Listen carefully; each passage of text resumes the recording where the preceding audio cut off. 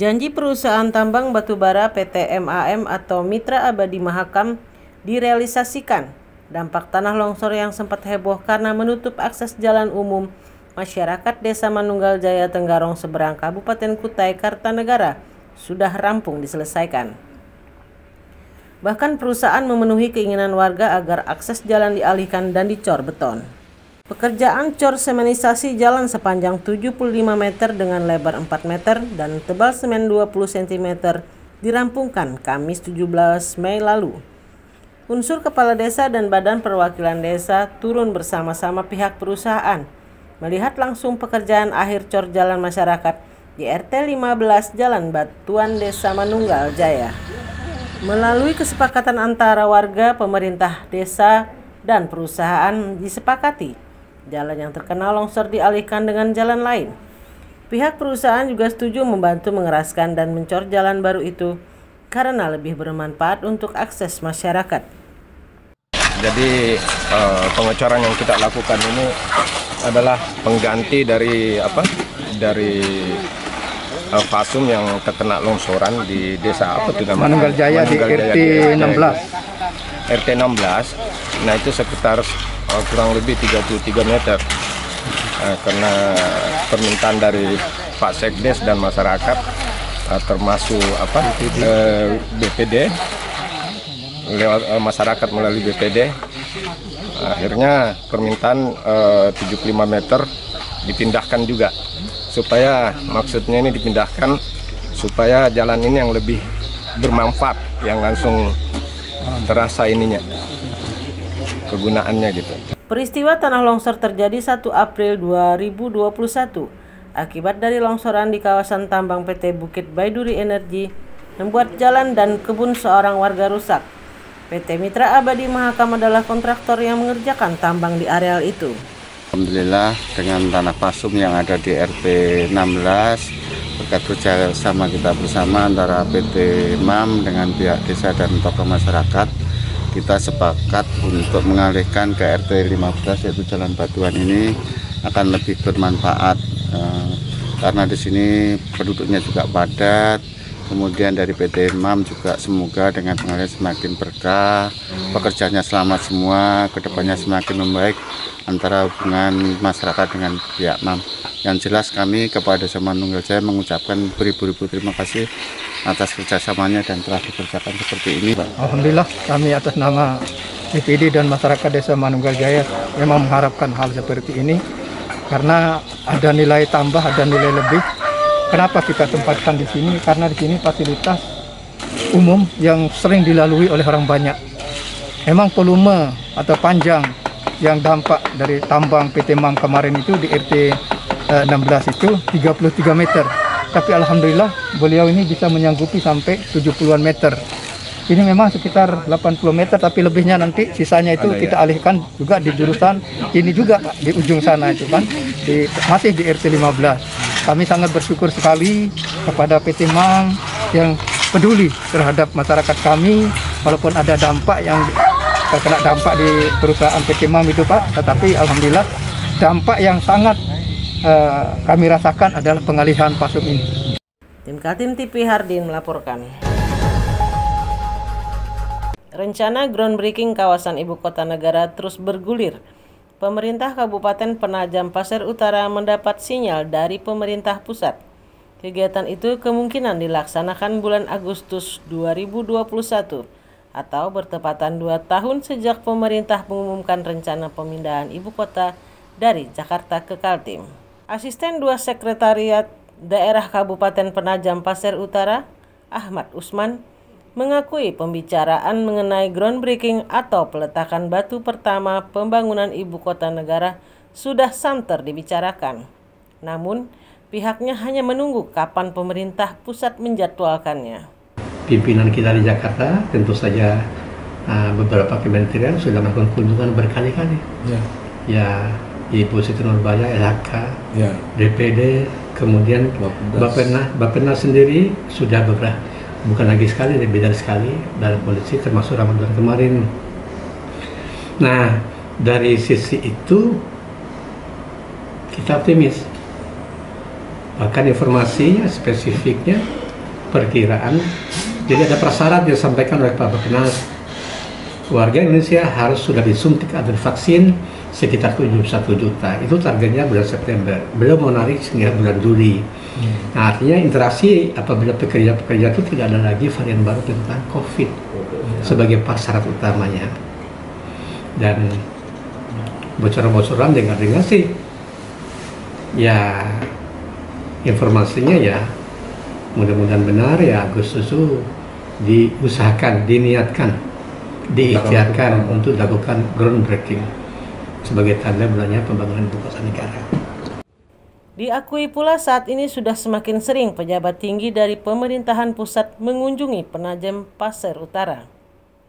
Terbaru adalah kunjungan dari Kementerian Pertahanan yang dipimpin oleh Sekretaris Jenderal Kementerian Pertahanan Marsya TNI Doni Ermawan. Kunjungan Sekjen Kemenhan bersama tim Pokja Pemindahan Ibu Kota Negara didampingi Gubernur Kaltim Isra Nur dan jajaran Porkompimda. Rombongan Kemenhan melihat langsung lokasi titik nol kawasan inti Ibu Kota baru yang masuk wilayah administrasi Kecamatan Sepaku. Sebelumnya, tim dari Jakarta juga berdatangan ke lokasi titik nol, yaitu Menteri Lingkungan Hidup dan Kehutanan Siti Nurbaya dan Kepala Bappenas Suharso Mono Arfa. Tim Kaltim TV Hardin dan Heriman melaporkan. Anggota DPRD Kaltim Seno Aji menanggapi kasus pemadaman listrik secara massal di Kalimantan Timur yang terjadi pekan lalu. Menurutnya, insiden tersebut memberikan pesan kepada semua pihak bahwa sistem jaringan yang diprogram PLN sangat rentan dengan tingkat kerugian masyarakat yang sangat besar. Sistem jaringan yang akrab dengan sebutan sistem Mahakam adalah sistem dengan menggabungkan sumber daya pembangkit listrik yang tersedia di Kalimantan Timur. Ada 3 unit PLTU masuk dalam sistem interkoneksi, yakni PLTU Teluk Balikpapan berdaya 2 kali 100 MW, PLTU Tanjung Batu 2 kali 110 MW, dan PLTU Bontang 2 kali 30 MW. Saat terjadi blackout seperti pada Kamis 27 Mei lalu, seluruh layanan setrum ke rumah-rumah langsung terputus. Pada sistem Mahakam ada 7 daerah teraliri listrik, yakni Kabupaten Pasir, Penajam Pasir Utara, Balikpapan, Samarinda, Kutai Kartanagara, Bontang, hingga Kutai Timur. Bahkan pada sistem Mahakam ini dialirkan juga listrik ke Kalimantan Selatan. Menurut Wakil Ketua DPRD Kaltim Seno Aji, informasi yang diterimanya dari PLN bahwa Kaltim sudah surplus listrik, hanya saja masih ada daerah di pedalaman yang belum teraliri sehingga masih dibutuhkan penambahan mesin pembangkit pada masa mendatang. Termasuk agar mampu mengaliri kawasan ibu kota negara yang segera dibangun di sekitar Kecamatan Sepaku, Kabupaten Penajam Pasir Utara. Sebenarnya hitung-hitungan PLN kemarin daya Kaltim itu sudah surplus, hitung-hitungan mereka. Tapi kita melihat masih banyak daerah yang ternyata belum ada jaringan PLN. Nah, kenapa dikatakan surplus? Karena jaringan-jaringan yang di daerah-daerah pedalaman itu belum terpasang. Sehingga kita meminta kalau memang jaringan sudah dipasang semua, baru dilakukanlah studi bahwa Kaltim sudah cukup atau mungkin perlu PLTU atau bagaimana. Nah, ini yang sedang seperti yang tadi disampaikan, mereka juga sedang melakukan ini. Jadi belum resmi mereka mengatakan bahwa PLTU tidak akan dibangun, tapi mereka akan melakukan studi dulu. Surplusnya berapa persen, kemudian apakah semua daerah sudah teraliri atau belum, dan lain-lain. Mengenai kasus blackout yang memadamkan listrik hingga 9 jam di Samarinda, Seno Aji mendorong PLN mencari solusi membenahi manajemen interkoneksi sistem Mahakam. Kita kemarin juga memohon ke PLN, artinya jaringan-jaringan yang ada itu tidak kalau bisa tidak menjadi satu, karena kan di sini ada Tanjung Batu yang masih bisa berproduksi. Apakah jika Balikpapan terkena blackout, apakah bisa diputus antara Balikpapan Samarinda sehingga tidak menjalar ke Samarinda dan Tukar. Nah, mereka sedang akan mengerjakan, akan meminta dana ke PLN pusat untuk bisa melakukan pemutusan hubungan itu. Sehingga kalaupun belekotnya di daerah tertentu, daerah lain tidak terkena imbasnya. Nah, ini sedang didiskusikan di internal PLN. Kaltim TV Hardin melaporkan.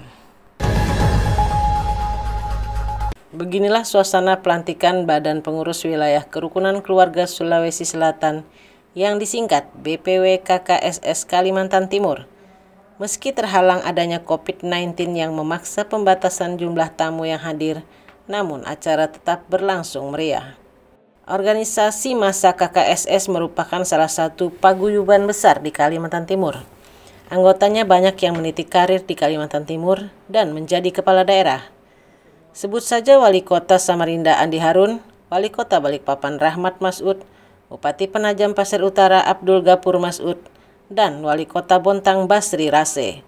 Belum lagi yang menjadi anggota legislatif dan menjadi pengusaha besar di provinsi ini. Gubernur Kaltim Isran Nur hadir dalam prosesi pelantikan di Grand Ballroom Hotel Mercure. Terlihat juga Ketua BPP KKSS Muhlis Patahna dan pengusaha nasional Aksa Mahmud yang menjadi Dewan Penasehat organisasi tersebut. Kan harapannya KKS itu ada macam-macam, ada 8 kalau nggak salah. Prinsip supaya saling membantu, memberikan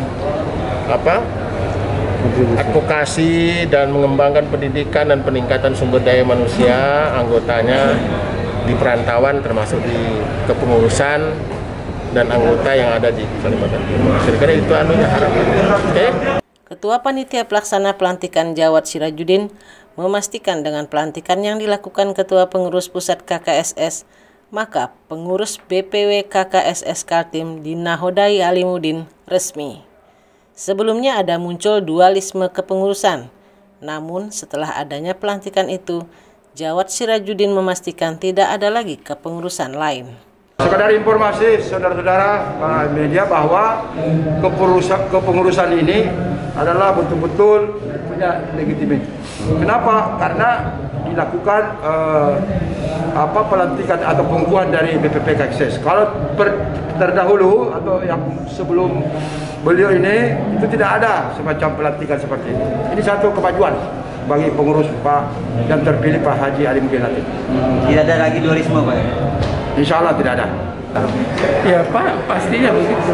Ya kan, kita ini kan berusaha bagaimana membantu di semua lini pemerintah, keamanannya, kesejahteraan masyarakatnya. Jadi kan dari KKSS ini kan banyak, ada politisi, ada akademisi, ada pengusaha, ada pedagang. Kita mendorong semua sektor, mendorong itu potensi yang ada di KKSS Kaltim itu untuk memberikan kontribusi nyata kepada pembangunan Kalimantan Timur. Alimuddin terpilih secara aklamasi dalam Muswil KKSS Kaltim 5 Maret lalu. Namun muncul ketidakpuasan sehingga memunculkan dua kubu yang berseberangan. Tim Kaltim TV Hardin melaporkan. Sebanyak 55 anggota DPRD Kaltim dikerahkan melakukan sosialisasi Peraturan Daerah Nomor 5 tentang penyelenggaraan bantuan hukum. Tapi sayangnya perda tersebut belum disertai dengan peraturan gubernur atau pergub, sehingga belum bisa direalisasikan saat ini. Masalah pergub itu terangkat dalam sidang paripurna yang berlangsung di gedung DPRD Kaltim pekan lalu. Gubernur Kaltim Isran Nur yang hadir bersama Sekda dan sejumlah pejabat langsung mendapat pertanyaan kalangan wakil rakyat tentang kapan terbitnya pergub agar warga Kaltim yang tidak mampu bisa dilayani bantuan hukum secara gratis. Pasalnya, sejak beberapa bulan terakhir, 55 orang wakil rakyat Kaltim sudah turun langsung menemui konstituen di daerah pemilihan masing-masing. Kepada konstituen mereka mensosialisasikan isi perda mengenai adanya bantuan hukum gratis bagi warga tidak mampu. Bantuan hukum yang diperoleh masyarakat Kaltim berupa konsultasi hingga pendampingan ketika berperkara secara pidana, perdata, tata usaha negara maupun di pengadilan agama. Syaratnya hanya perlu KTP Kaltim dan surat keterangan tidak mampu dari pemerintah tempatnya tinggal.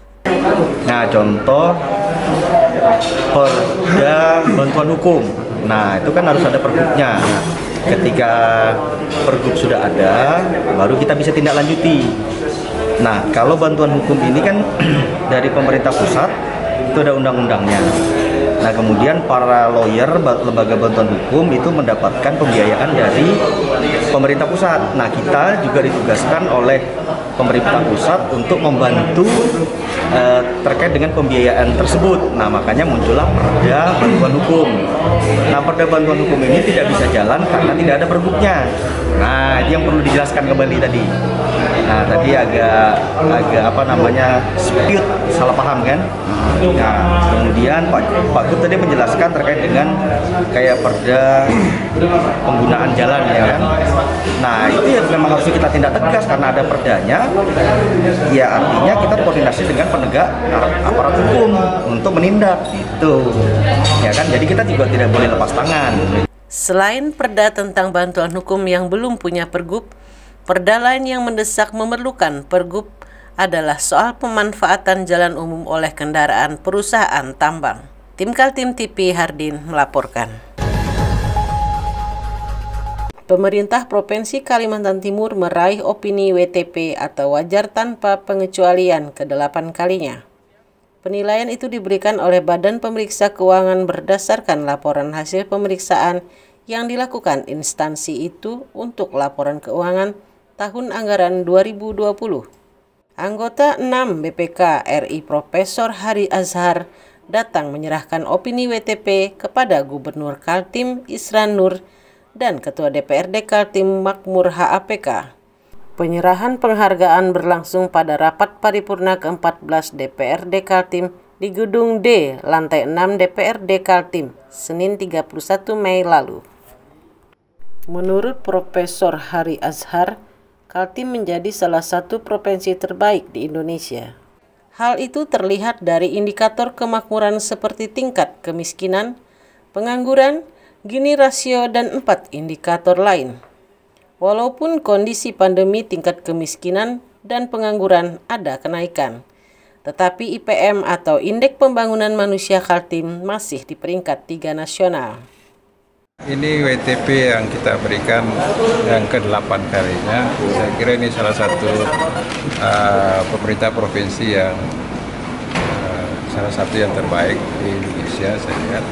Termasuk indikator kemakmuran yang menjadi concern saya, kemiskinan, pengangguran, Gini rasio, dan IPM itu keempat-empatnya lebih tinggi dari rata-rata nasional, walaupun pandemi ini kemiskinan, pengangguran ada kenaikan.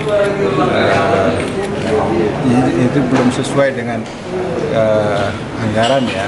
Anggaran itu memang dari waktu ke waktu terus naik. Harusnya juga indikator kemiskinan, pengangguran, dan Gini rasio juga turun, IPM naik. Tapi IPM-nya di Kalimantan Timur termasuk tertinggi saya kira. Tinggi ya, kita ketiga, 76. Jadi saya kira itu menunjukkan kualitas sumber daya manusia di Kalimantan Timur ini cukup tinggi. Lihat dari segi pendidikan, kesehatan, dan daya beli. Jadi sekali. Gubernur Kaltim Isran Nur juga menyambut hangat diperolehnya kembali WTP untuk ke-8 kalinya. Gubernur berterima kasih kepada jajaran Pemprov dan juga DPRD yang telah bersinergi dengan baik. Diakuinya masih ada beberapa catatan yang perlu perbaikan seperti menyangkut aset daerah yang menjadi beban pemerintah walaupun sudah rusak dan tidak terpakai. Oh ya, itu perbaikan yang harus dilaksanakan dalam pengelolaannya. Aset ini mulai kuda makan tembaga sampai kuda makan mentega, itu masalahnya berlanjut terus. Ya, tadi memang tadi ada saran dari Pak Sabto dari Golkar bahwa memang aset itu dikelola untuk kepentingan ekonomi dan kepentingan kesejahteraan masyarakat. Ya kita dengarkan. Terkait pensiun yang ingin mengambil alih aset tadi Pak, Pak Sabto tadi Pak, mungkin yang ya itu dia, jadi kan salah satu yang kita jadi bahan pertimbangan. Karena ada ketentuannya juga kan. Kalau yang misalnya rumah mau dibeli rumah sudah tidak ada nilainya, ya udahlah mereka kan pantas saja lah kira-kira untuk mendapatkan itu sebagai apresiasi. Tim Kaltim TV DPRD Kaltim mengapresiasi pemerintah Provinsi Kaltim dengan diraihnya opini wajar tanpa pengecualian ke-8 kalinya. Namun DPRD mencatat langkah perbaikan harus terus dilakukan, terutama masih besarnya silva atau sisa lebih penggunaan anggaran dan pemanfaatan aset-aset daerah. Wakil Ketua DPRD Kaltim Sigit Wibowo mengakui masih adanya catatan-catatan yang perlu perbaikan oleh Pemprov Kaltim. Meski secara akuntabel mendapat predikat WTP atau wajar tanpa pengecualian, yang harus diingat adalah masih besarnya SIPA dan banyaknya aset daerah yang tidak termanfaatkan. Kita mendapatkan WTP.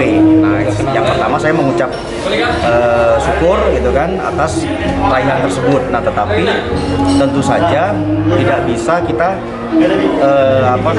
berdiam diri. Tentu saja memperbaiki baik itu program pembangunan kita maupun terkait dengan penggunaan anggarannya begitu ke depannya ya. Nah, karena terkait dengan program pembangunan kita, karena memang sejak tahun 2019-2020 kita ini kan mengalami refocusing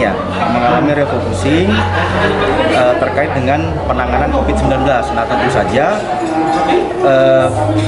pemerintah maupun DPRD sudah melakukan secara maksimal koordinasi kemudian melakukan refocusing tersebut. Fakta anggaran refocusing untuk penanganan pandemi COVID-19 yang disetujui DPRD dialokasikan sebesar 500 miliar pada tahun 2020 hanya mampu dibelanjakan sebesar 51,95% atau sebesar 259,7 miliar rupiah. Secara keseluruhan silpa tahun 2020 sekitar 2,7 triliun rupiah. Nah, kalau silpa tersebut dari kegiatan-kegiatan yang memang kalau dari hasil lelang kemudian lelangnya dalam jumlah sekian kemudian ada tidak terpakai dananya sekian, nah itu wajar. Tetapi kalau yang tidak berjalan programnya, nah itu kan tidak wajar. Sektor-sektor belanja yang tidak mampu direalisasikan menjadi catatan DPRD agar Pemprov membuat perencanaan lebih realistis, sehingga APBD bisa digunakan untuk sektor lain yang tertunda. Ketidakmampuan membelanjakan anggaran mengakibatkan perputaran uang di masyarakat tidak maksimal, dan dampaknya pada penurunan pertumbuhan ekonomi provinsi ini. Meski mendapatkan catatan dari legislator, tapi anggota 6 BPK RI Profesor Hari Ashar yang hadir secara langsung di gedung DPRD secara belak-belakan memuji Kaltim termasuk provinsi terbaik karena berdasarkan indeks pembangunan manusia berada di tingkat 3 nasional. Tim Kaltim TV Hardin melaporkan. Kutai Kartanegara mendapat julukan sebagai daerah kaya. Namun faktanya di mata anggota DPRD fraksi PKB Hamdiah, masyarakat yang hidup di 18 kecamatan Kabupaten Kutai Kartanegara belum hidup sejahtera. Politisi perempuan yang duduk di Komisi 2 itu punya harapan sektor pertanian mampu diangkat lebih tinggi untuk memperbaiki kehidupan masyarakat desa di sana. Sektor pertambangan masih mendominasi perolehan anggaran di kabupaten yang sekarang dipimpin Bupati Edi Damansah. Data Badan Pusat Statistik Triwulan 3 tahun 2020 menyebut kontribusi pertambangan pada PDRB atau Produk Domestik Regional Bruto sebesar 38,9%. Kemudian menyusul 3 sektor di bawahnya, industri pengolahan 19,31%, konstruksi 10,11%, serta pertanian kehutanan dan perikanan 9,2%. Di kabupaten 10 kabupaten kota, salah satunya adalah Kutai Kartanegara yang tempatnya luas, mempunyai 18 kecamatan dan 27, berapa ribu. Dan penduduknya sekian banyak, tetapi ternyata banyak juga yang melakukan perkebunan atau pertanian, tetapi kita belum sejahtera. Dengan luas wilayahnya 2,7 juta hektar, Kutai Kartanegara dipersiapkan menjadi salah satu lumbung pangan penyuplai ibu kota negara yang segera pindah dari Jakarta ke Kalimantan Timur. Menurut Hamdiah, momentum itu menjadi kesempatan agar sektor pertanian mendapatkan perhatian lebih besar. Saat ini Kutai Kartanegara menjadi salah satu penopang kebutuhan beras Provinsi Kalimantan Timur. Dari total produksi beras Kaltim sebesar 241,3 ton, sebanyak 148,8 berasal dari Kukar. Hamdiah mengatakan, pertanian juga perlu melakukan pengkayaan jenis tanaman yang perlu dikembangkan. Selain beras yang menjadi kebutuhan pokok, lahan-lahan di Kutai Kartanegara juga dimanfaatkan jenis tanaman lainnya. Politisi dari PKB itu menyebut tanaman porang, jenis umbi-umbian yang dapat diolah menjadi tepung dan bahan baku industri kosmetik berkualitas ekspor. Nah, kami selaku Komisi 2, khususnya saya sendiri, berharap bagaimana kerja pemerintahan kita bergandengan tangan dengan perusahaan-perusahaan yang tambangnya yang bisa dikelola. Contohnya kemarin ada pertanian singkong gajah. Nah, itu juga sudah berhasil, alhamdulillah, walaupun itu masih susah lah pemasarannya. Nah, sekarang ada pertanian atau perkebunan yang tidak kalah menariknya, yaitu porang. Nah, porang ini kalau kita mau lihat perkembangannya tuh yang paling hebat tuh adalah di daerah Jawa, tetapi di Kalimantan Selatan. Anggota DPRD Kukar mengakui sudah melihat langsung penanaman jenis porang di Kalimantan Selatan dan merekomendasikan kepada Pemkab Kukar untuk mengembangkannya. Tim Kaltim TV Hardin melaporkan.